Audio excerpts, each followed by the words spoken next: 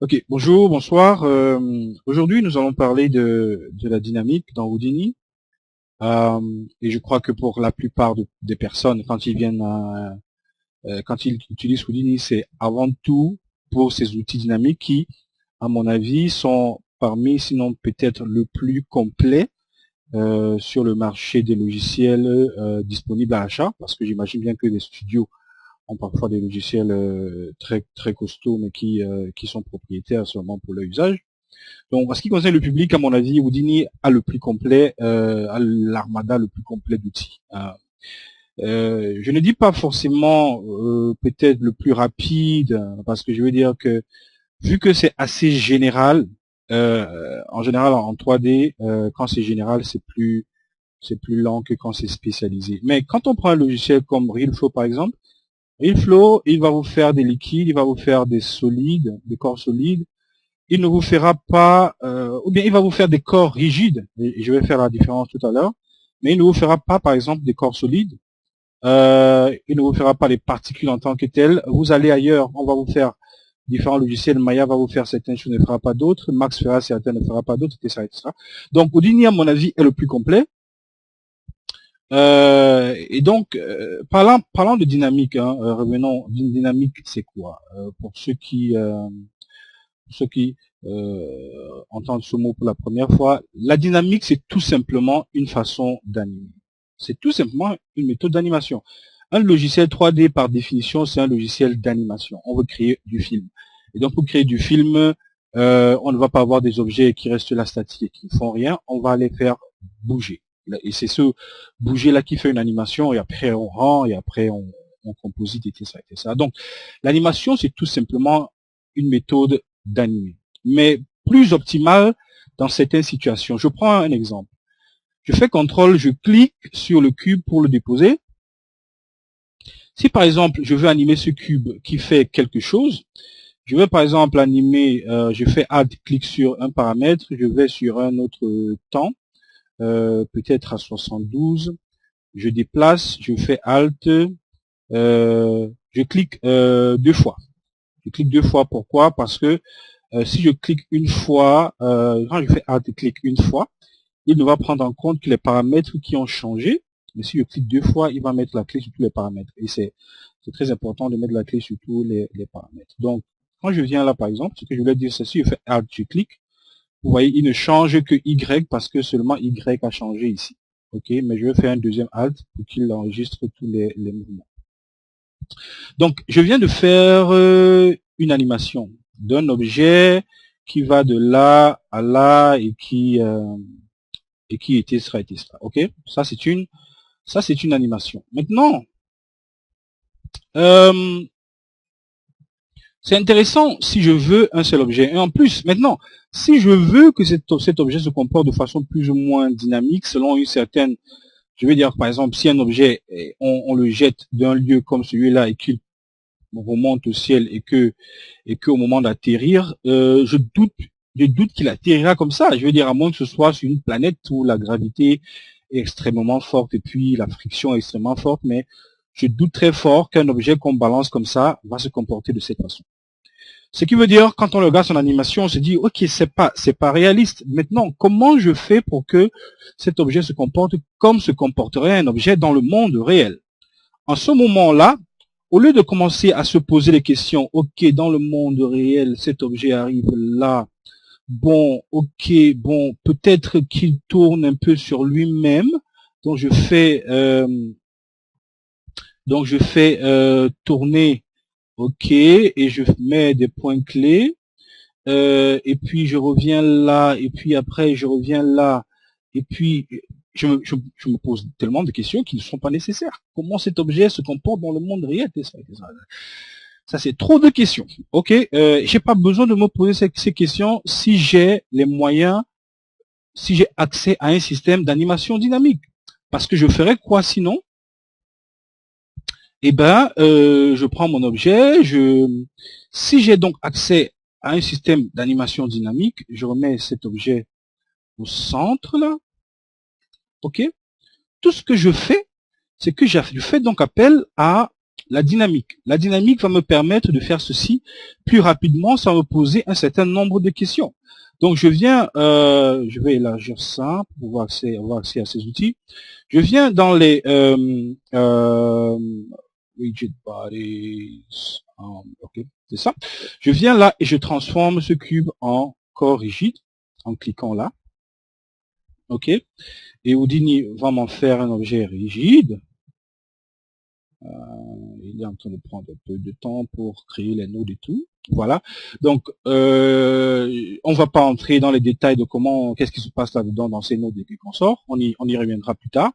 Mais je viens de me créer un objet rigide. Donc, si je fais play, eh ben, mon objet tombe. Ce que je ne veux pas. Donc, je vais me créer un sol. Donc, je crée mon sol. Et puis, le sol, je le fais descendre un tout petit peu là. Et puis, ce qu'il faut savoir, c'est que ce sol, quand on le crée de cette façon, c'est en fait un sol infini. Donc, même si je vois les limites ici, ce sol, en fait, s'étend à l'infini. Donc, même si mon objet se trouve là, il sera comme s'il était sur ce sol-là. Donc, je viens dans mon corps rigide qui vient d'être créé et je lui donne une vélocité dans plus x, je vais peut-être donner 10, et puis une vélocité à y, je vais peut-être donner 5, et puis tout ce que je fais maintenant, c'est je fais play. Et c'est tout. Donc là, ça allait peut-être pas assez fort, je vais faire 6 fois plus, et ici je vais faire 6 fois plus également. Donc je fais boum, et puis mon objet, mon objet va très loin. Donc je vais diminuer ici, je passe à 40. Donc la dynamique, c'est tout simplement ça. Donc au lieu de se poser des questions sur est-ce que je suis en train de bien faire ou pas, on se pose davantage des questions sur est-ce que cette force que je mets est trop grande ou elle est trop petite, etc., etc. Donc qu'est-ce que j'obtiens là? J'obtiens la même animation, mais sauf que cette fois, je ne me pose pas les questions si ça se passe comme dans le monde réel, parce que effectivement, beaucoup de choses se font automatiquement pour moi. Donc mon objet tombe, il roule, il roule, il roule, il roule, il roule, et puis à un moment donné, il se calme. C'est ainsi que ça se passerait, on va dire, dans un monde réel comme la Terre, par exemple, ou bien, je veux dire, sur une planète comme la Terre. Donc là, j'ai fini en quelques minutes. J'ai juste à changer 2 ou 3 paramètres ici. Peut-être je mettrai également un 20 ici pour que mon objet monte un peu plus haut. Voilà. Il va monter un peu plus haut, mais il va tomber et va se comporter plus ou moins de la même façon. Donc je viens d'avoir une animation ici qui se passe en 200 frames environ, et je n'ai pas eu besoin de me poser des questions, est-ce que c'est réaliste ou pas, parce que tant que je suis sûr que j'ai mis quelques paramètres qui sont réalistes, par exemple la gravité à 9,8, négatif pour dire voilà, positif, ça veut dire en montant, négatif, ça veut dire en descendant. Donc je mets une force de 9,8 en descendant, qui est équivalent à la gravité, la force gravitationnelle, dépendant de si vous êtes puriste et physiciste ou pas. Donc, je viens d'avoir quelque chose qui, pour moi, est utilisable. J'ai pas eu besoin de me poser un certain nombre de questions. Maintenant, davantage, si j'ai plusieurs objets comme ça, ok, pour un seul objet, je peux me dire, ok, je peux animer un seul objet et puis ça se comporte comme je veux. Ça, c'est clair. Mais qu'en est-il de si j'ai plusieurs objets comme ça? Je vais tout remettre à 0 et puis je me retrouve avec mon cube. Ok. Et mon cube, je vais le dupliquer, faire une certaine quantité. Non, je vais faire dans Z. Par exemple, je vais faire, voilà. Donc, qu'en est-il de si j'ai plusieurs cubes comme ça? Et je peux faire la même chose, mais cette fois en X. 2,1. Donc voilà, j'ai quoi? Bon, j'ai pas fait j'ai pas fait des, ok, je peux faire des pactes, je peux faire des pactes, ce qui fait que ça me donnera le nombre exact. 9, 9,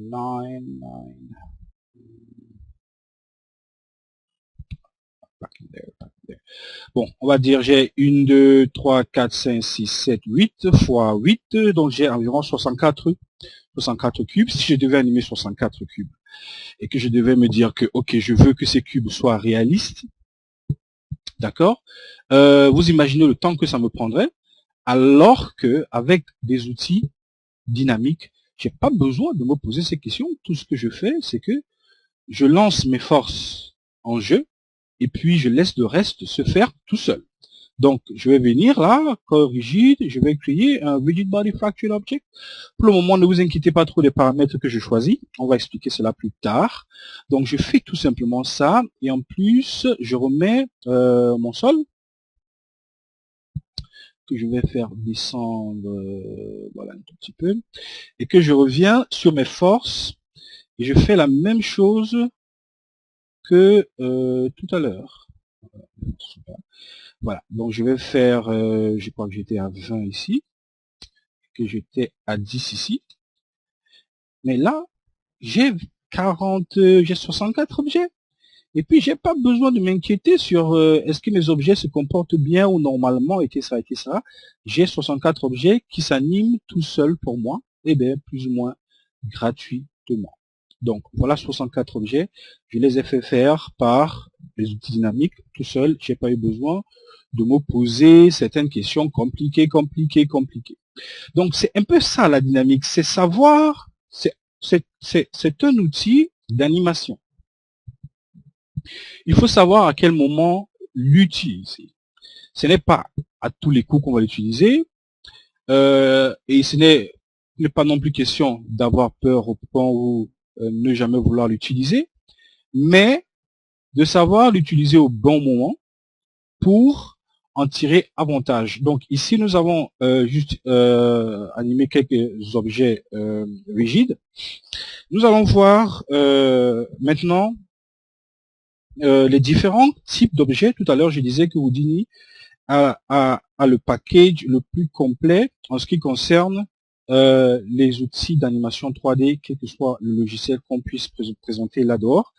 Pour les autres, il faudra un plugin à gauche, un plugin à droite, etc. Et parfois des plugins qui ne communiquent pas entre eux. Et donc, on a l'avantage ici d'avoir tout ça dans un seul package et chacun pouvant communiquer avec l'autre. Donc, on peut avoir un corps rigide qui communique avec un liquide, avec une fumée, avec un fluide, pardon, avec un wire, avec un cloth, etc. C'est ça la force principale, c'est que tous ces objets, tous ces systèmes communiquent entre eux.